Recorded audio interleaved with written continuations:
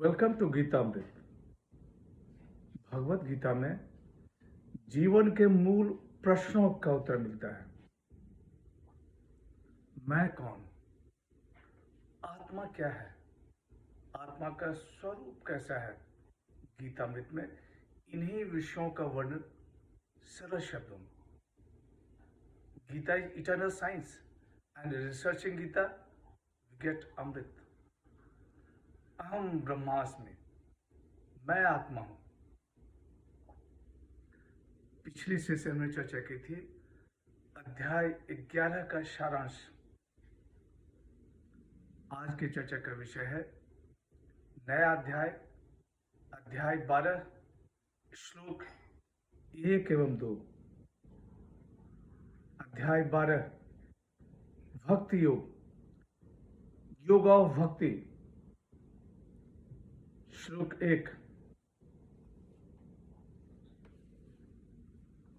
एवं सतत युक्ता ये भक्ता त्वाम पर्युपासते एचाप्यक्षरम व्यक्तम तेसाम के योग वित्तमाह। अर्जुन वाच, जो भक्त इस प्रकार निरंतर आप में लगे रहकर सगुण भगवान की उपासना करते हैं और जो अविनाशी निराकार ब्रह्म की उपासना करते हैं, उनमें उत्तम योग वित्त कौन है? Arjun said, those devotees who ever steadfast thus worship thee, and those also who worship the imperishable and the unmanifested, which of them are better versed in yoga?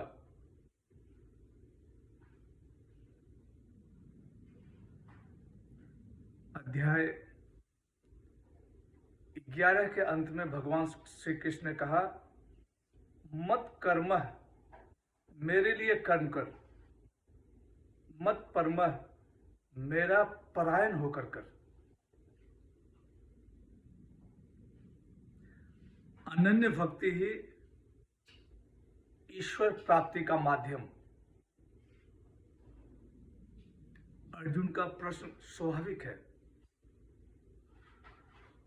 Arjun प्रश्न करता है कि जो सगुण ब्रह्म की उपासना करते हैं या जो अव्यक्त ब्रह्म की उपासना करते हैं, इन दोनों में श्रेष्ठ कौन है? आध्यात्मिक मार्ग के उपासक दो प्रकार के होते हैं, सगुण ब्रह्म के उपासक और निर्गुण ब्रह्म के उपासक। भक्ति से सगुण ब्रह्म की प्राप्ति और योग से निर्गुण ब्रह्म की प्राप्ति। श्लोक 2।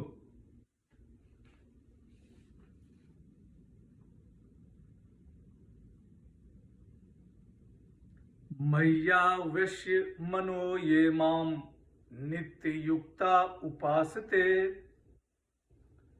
श्रद्धा पर्योपेताः ते मे युक्त तमामता। श्री भगवान watch,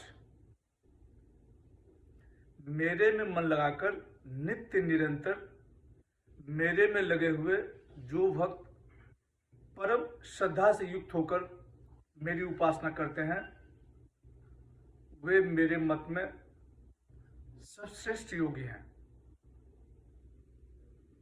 The blessed Lord said, those who fixing their mind on me worship me, ever steadfast and endowed with supreme faith, are the best in yoga, in my opinion.